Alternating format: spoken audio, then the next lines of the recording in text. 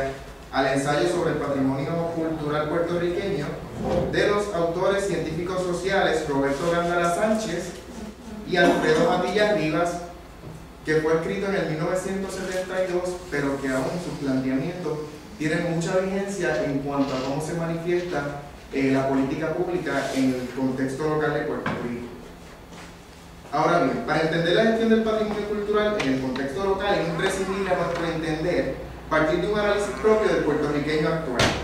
La intención es profundizar en el análisis acerca de las percepciones que se tienen sobre lo que es el patrimonio cultural y sobre lo que no. De manera tal que cuestionemos cuán posible es llevar a cabo un proyecto de desarrollo urbano sustentable a base de unas identidades o sentidos comunes que en la historia local han estado influenciados por posturas esencialistas. Primero, ellos conciben el puertorriqueño actual de tres formas. Número uno, identifican un grupo al que denominan como conservador. En este contexto, los conservadores viven abiertamente agradecidos de las experiencias del pasado. Dirigen sus esfuerzos a perpetuar fundamentos históricos en la contemporaneidad y no profundizan en la dialéctica de la historia. Estos puertorriqueños conciben la puertorriqueñidad como un legado de tradiciones religiosas y culturales españolas. Además, en su hispanofilia, idealizan el personaje del jíbaro, atribuyéndole características a partir de su propia creencia de lo que ellos entienden por la hispanidad. Por otra parte, ellos identifican un grupo de puertorriqueños al que denominan como liberal. Este segundo punto de vista, los liberales toman la tradición puertorriqueña y las manifestaciones culturales de lo que consideran puertorriqueños para ser etnizadas en esencia, idiosincrasias, lenguaje más o menos híbrido y arte, por ejemplo, pero que en aras del progreso material están dispuestos a sacrificar parte de la gravitación indio-hispánica de su cultura. Los afiliados a esta perspectiva consideran que la esencia de lo puertorriqueño puede ser reafirmada en la posteridad. Por tanto, mantienen su rígida mirada hacia el futuro con la intención de lograr meramente un beneficio material. Ok, finalmente ellos identifican este tercer grupo o punto de vista, que es el punto de vista revolucionario. Esta vez, los puertorriqueños que se adscriben a esta categoría entienden que Puerto Rico es un país en desarrollo y que por tanto los puertorriqueños hemos sido objetos y no sujetos de la historia. Además, plantean que las soluciones a los problemas del país residen en las decisiones del pueblo y que deben llevarse a cabo a partir de un proyecto revolucionario. En mi punto de vista en el ensayo, trabajo el concepto del puertorriqueño actual, actualizado, despegándome de las tres posturas que plantean estos autores.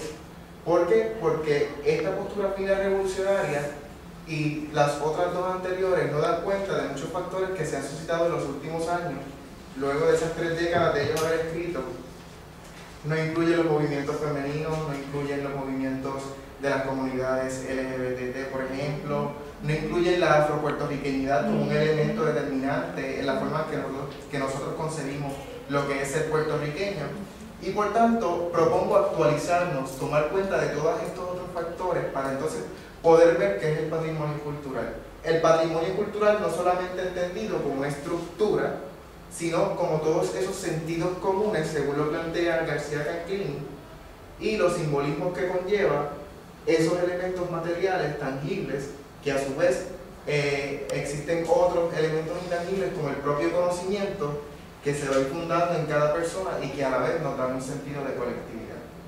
Por tanto, actualicémonos, démosle paso a aceptar la transformación como un proceso intrínseco de la sociedad, y así entonces tendremos una mejor perspectiva para un desarrollo sustentable.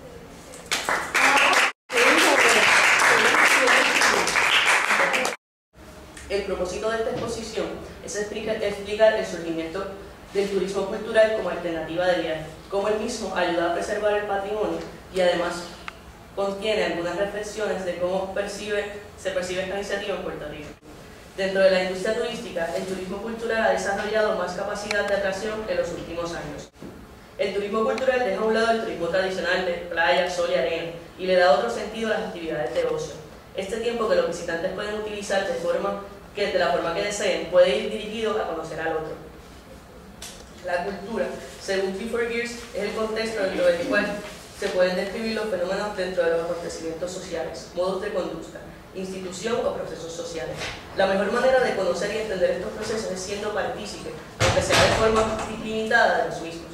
El turismo, dirigido hacia la cultura, le brinda la oportunidad al visitante de adentrarse en las tramas de significación de una civilización específica.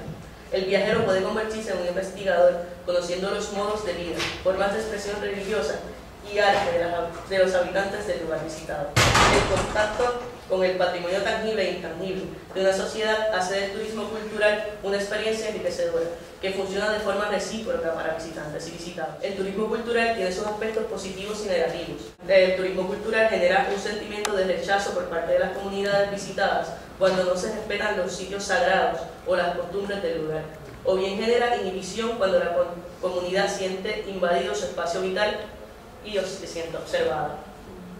El turismo cultural, visto como ejercicio para conocer cómo viven los demás, es una herramienta a la mano de los gobiernos que los ayuda a incrementar su economía y preservar el patrimonio.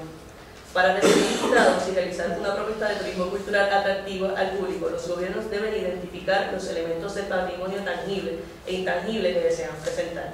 Es necesario, por ejemplo, establecer un plan de restauración de monumentos y edificios históricos adaptado al hecho de que estos lugares recibirán un mayor flujo de personas que el acostumbrado.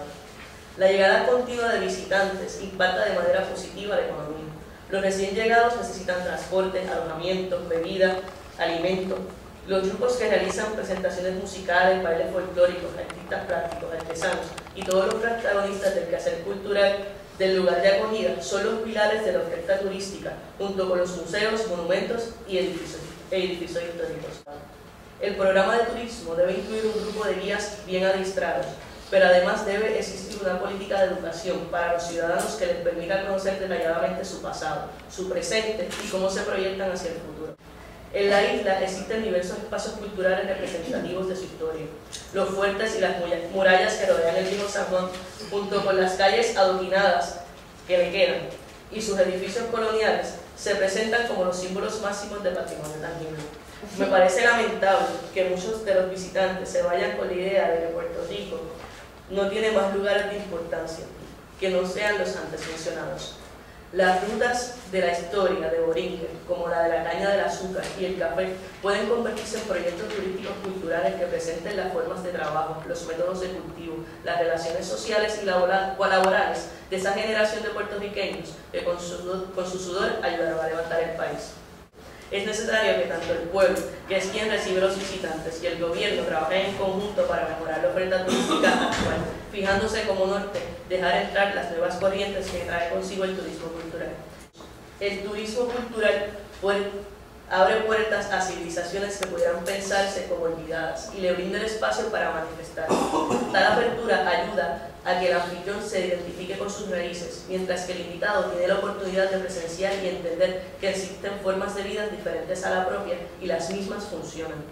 Los gobiernos deben impulsar políticas que promuevan el desarrollo del turismo cultural y la apertura de los pueblos ante los visitantes interesados en conocer sus modos de vida.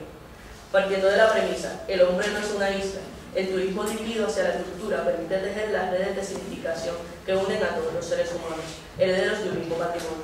Iguales en las diferencias, los individuos deben entender que aquellos que los hace distintos los convierte en únicos, pero el afán y la necesidad de mantener las tradiciones por generaciones y las culturas vivas en constante movimiento los hace idénticos.